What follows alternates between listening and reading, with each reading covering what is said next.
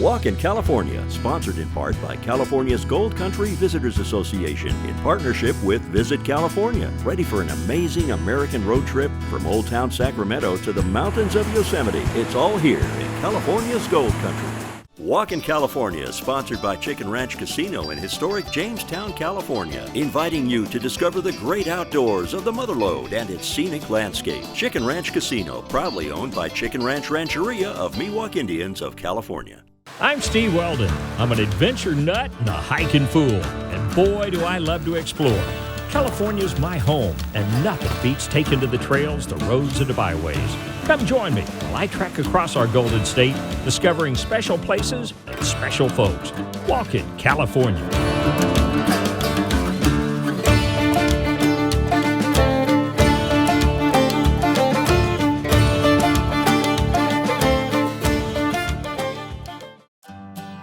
Get ready for some Gold Country fun and history. I'm Steve Weldon, and today I'm off to explore small-town California. Join me while I walk country roads, wet my toes, and lay some tracks down with my old hiking shoes in a very special place along the streets of some wonderful California history. Come along with me as I discover it all and more on Walkin, California.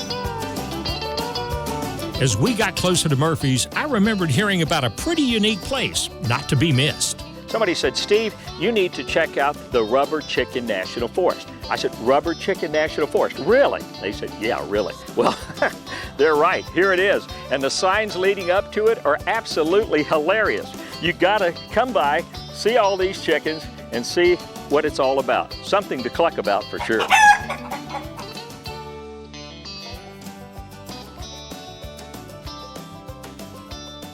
Murphy's, a gem not to miss. Let's get it, boys. Today we are going to hike down Main Street in beautiful Murphy's, California, and I've got a great guide for the trip, Miss Tanya Peterson. How are you, Tanya? Doing great. I'm ready. Good. I am ready too. As a matter of fact, we're about to take off and go discover history. Let's get it.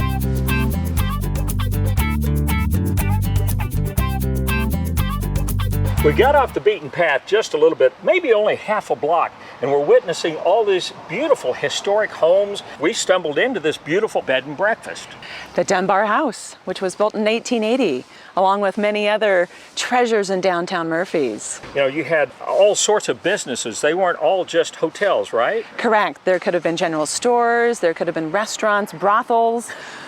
You name it. Well, they had the gold business back, and we all know about that. Yes. And then we know about the sawmills and the logging, and then tourism came in. Absolutely. Big Tree State Park really gathered a lot of notorieties like Ulysses S. Grant, Black Bart, Joaquin Murrieta, all traveled through downtown Murphy's getting to Calaveras Big Tree State Park. And so this was kind of a way station. This is where they stayed on their way or on their way back to Big Tree. Absolutely. It was a great stopover. As we get off the beaten path and we check out some of these beautiful places that have all this history, I'm still impressed with the way they preserved the history.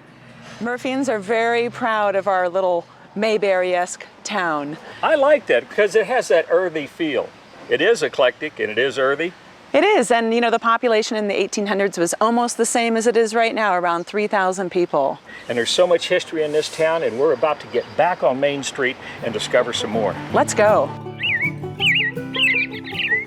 We're in front of a very old building here in downtown Murphy's, and it's now called the Murphy's Old Timers Museum. Mm-hmm. And can you give us a little history on this, when this building was built and what it was when it was originally built? Obviously, it was not a museum back then. That's right, Steve.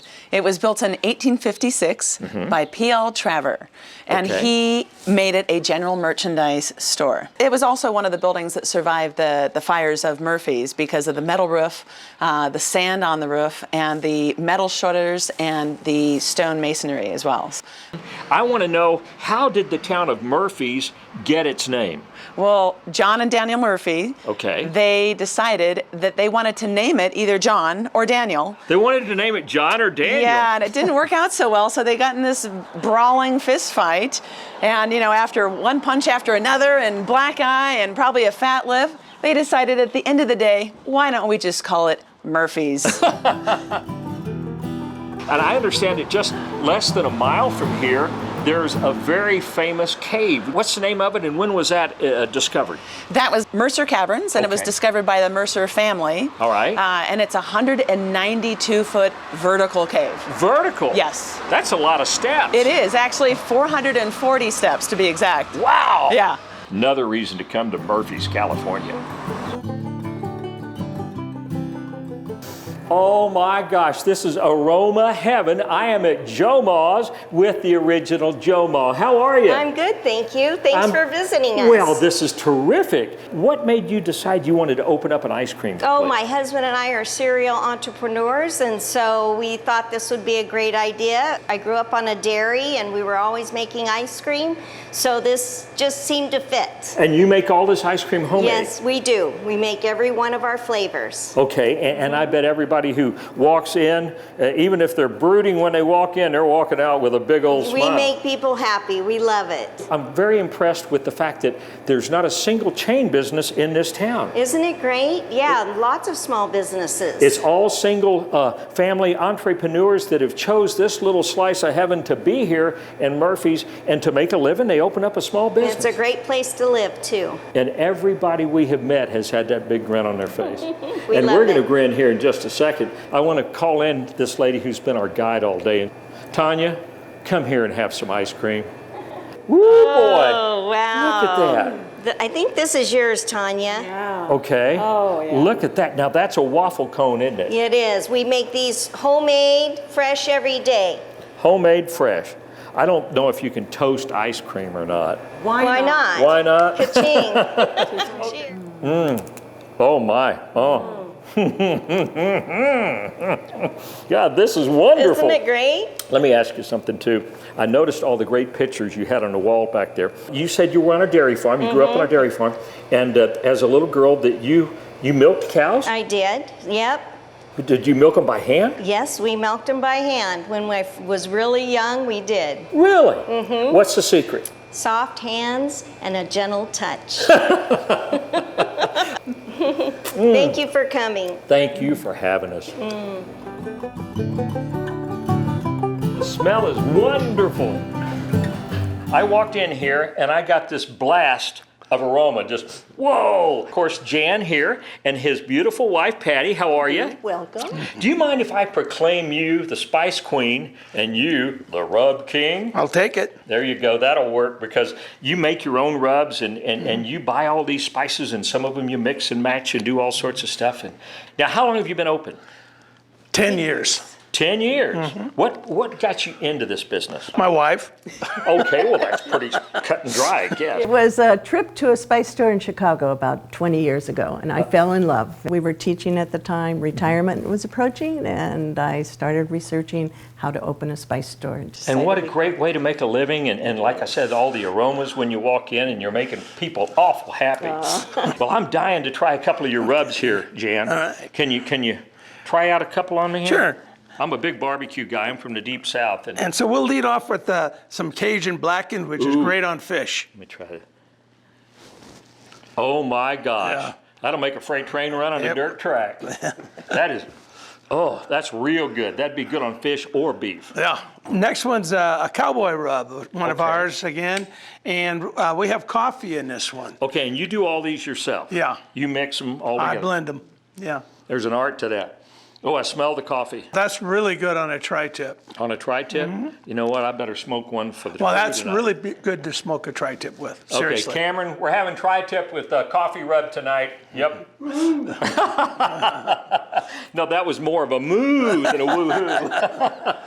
And the last one I want to share with you is our Murphy's beef rub, and this is actually Patty's recipe, but I do all the blending. Okay. And you gotta there's there's chili flakes in there and some dill. That's the key to Yeah, that. that's got some really good kick to it. And that's really good on everything. Okay, that tastes so good, make Yeah. your tongue slap top of your head plumb off. There.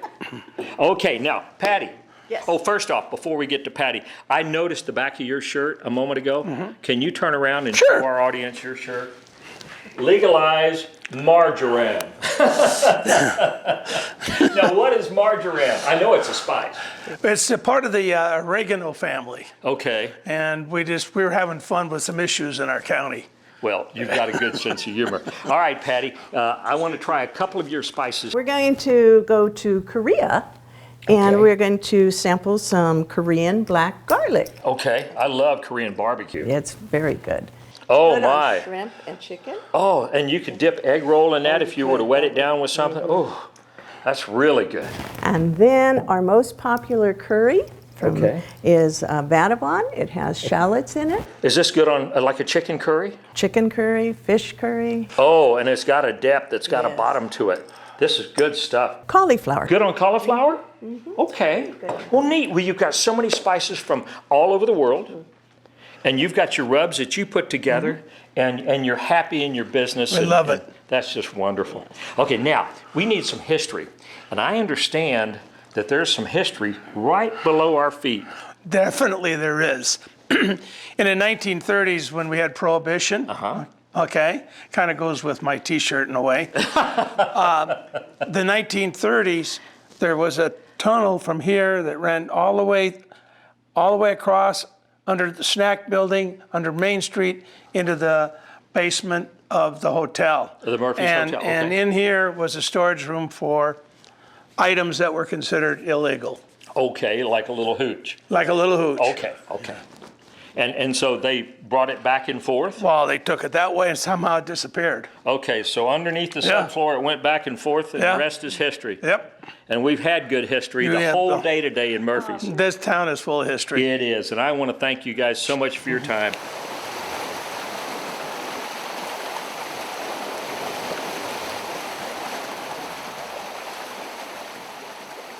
You can't talk about the history of Murphy's without talking about the history of gold mining in the area. In 1848 till about 1853, they had no problem extracting gold from the mines. But about 1853, all of a sudden, the extraction became more difficult and they needed the aid of water. So rather than move to a different location, they thought, what if we divert this water? So with a series of ditches and flumes, the Union Water Company did exactly that. They diverted the water 15 miles from the Stanislaus River and brought it back here where the mining was successful. Now, not only the miners profited from this, but the sawmills profited as well. So it was good for the whole economy. It was great for the mother lode, and great prosper continued in the gold country.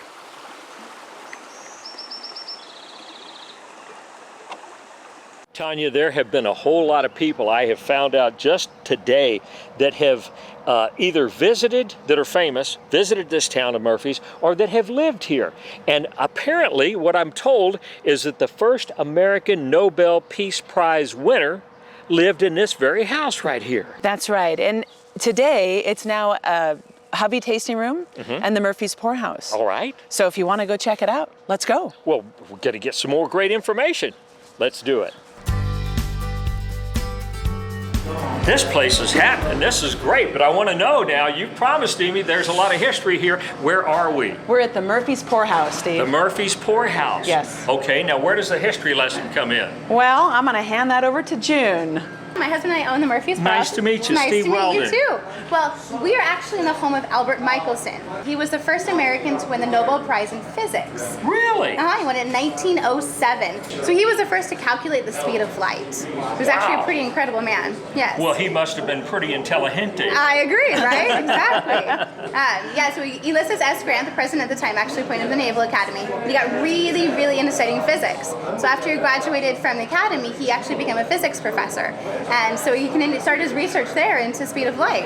It was very fascinating. And how long did you say he lived here? He lived here for 8 years. 8 years. So if you can imagine a very young Albert Michelson running around in this very area, this is where he would have been. Walls could talk, man. This house would tell you all kinds of history. I bet they can't. I'm listening for the walls to talk, but I'm hearing patrons because this is such a happening bar. Thank goodness. And a restaurant. Yes, that's right. Well, thank you so much for your time. Thank you for stopping by. I don't know much about the speed of light, but I know quite a bit about the speed of sound, and we better get on down the street.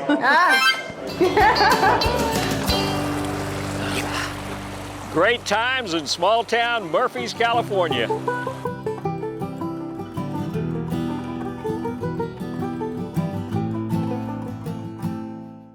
Steve, I wanted to introduce you to another good friend. This is Jeff Stye, owner of Twisted Oak Winery in Murphys. Twisted Oak. Well, Yes. I've been waiting to meet you. How are you? I'm good. Nice to meet you. Well, nice to meet you. And I've got to tell you, you have a great sense of humor. I need to get the history of the rubber chicken in the National Forest.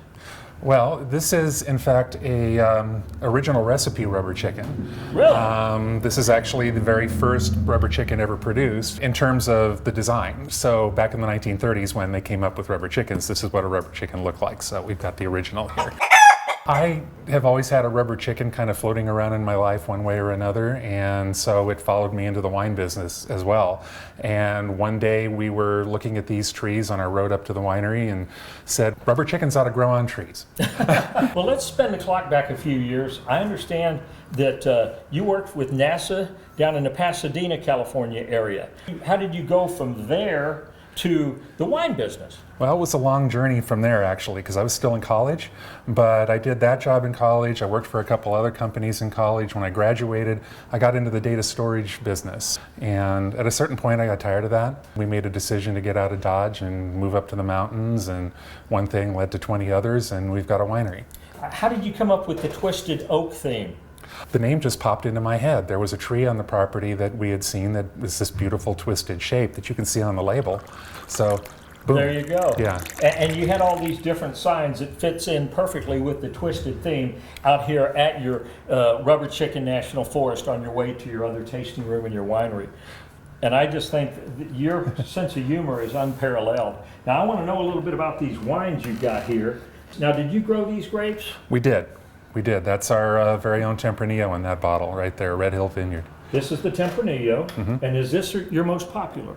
I'd say most popular is the Spaniard next to it, actually. That's kind of our signature. It contains 3 of the grapes that we grow as a blend. Rioja is a very significant blend in Spain, and those are the 3 grapes that make it up. We felt that would work here too. And I like this one here, the Murgatroyd. It says here, don't exit. Our animated blend is at the stage where it is drinkable now, or may be left for a few years. Either way, its aromas and flavors will snaggle your puss every time. Heavens to Murgatroyd. Snagglepuss was my favorite cartoon character. No we fooling. even named a cat after Snagglepuss. Nice. And I used to do that one. Heavens to Murgatroyd. Exit stage right. These signs are a scream. Here's a sign that we found here at the Twisted Oak Tasting Room. It says, behind every successful man is a surprised mother-in-law. Now that is good. Oh, you got one too. I do. This one is, every time I hear the dirty word exercise, I wash my mouth out with chocolate. We are enamored by everything. You've got a great place, you've got a great sense of humor, and nothing but the best to you, Jeff. Let's get on down the road. Exit stage right. Exit stage right. I'm glad we're stopping by this your winery. It's one of the oldest in all of the county, or in Murphys anyway. Yes, absolutely. One of 3. And we're going to meet Steve here in a minute. Steve Milliere. How you doing? Welcome to Milliere. Thank you. Nice to meet you, Steve. And you know what? I've heard a lot about your wine over the years. What was it that got you into the wine business, per se? You know, I took a wine appreciation class at Fresno State, and after a few glasses, I decided that was for me. I want to ask you if you can give me a little history. What was this town like in 1982 when you got here? Was it exactly like it is now? Oh, no. When we moved here in 1982, Murphys was sleepy. There weren't a lot of restaurants, there weren't a lot of shops. I'm glad to say that we've changed all that, and now we've got a really nice tourist industry in town. How many tasting rooms do you have on Main Street? You know, we've got about 25. 25? Oh, yeah. I mean, you're not going to go thirsty in Murphys. I wanted to ask Mr. Milliere, what was the history of this location? Well, you know, Murphys got established in the gold rush era. And so there was a lot of gold rush mining activity here, but then later it developed into a type of a way station where the stagecoach line ran through Murphys on its way to Big Trees to show people the big trees. Wow, and wasn't this also a gas station? Oh yeah, this building was a Flying A gas station. Wow. Now, the wineries didn't start till pretty late in the game as far as here in Murphy's, but obviously they had to be growing grapes many, many years back, right? Oh yeah, the grapes have been grown in the foothills in the Murphy's area for quite a long time. But you know, over the years, people's tastes changed, Prohibition came up and pretty much decimated the activity in vineyards. Okay, but were they growing grapes in the 1800s here? Yes, they were. They were. Now, were they for sale anywhere? Well, they were for sale, and they made wine from them, but it was mainly for local consumption. Because for the miners, they're a pretty thirsty bunch. I bet that's true. Is there any way that you could just pour just a little bit so we can try just a smidgen of it? I might be persuaded. That'd be great. Yeah, the Simply Red is our most popular wine. Okay, and I'm supposed to swirl it, right? Mm-hmm. And then take a sniff? Take a little sniff. The bouquet. Hey, there you go. See, I didn't even take a wine course. Well, see what would have happened if you had. I wouldn't be on television. I'd be here making wine with you. Let me try this out. That is smooth. Thank you for having us in your beautiful building, Steve. Thanks a lot. Appreciate it. Cheers.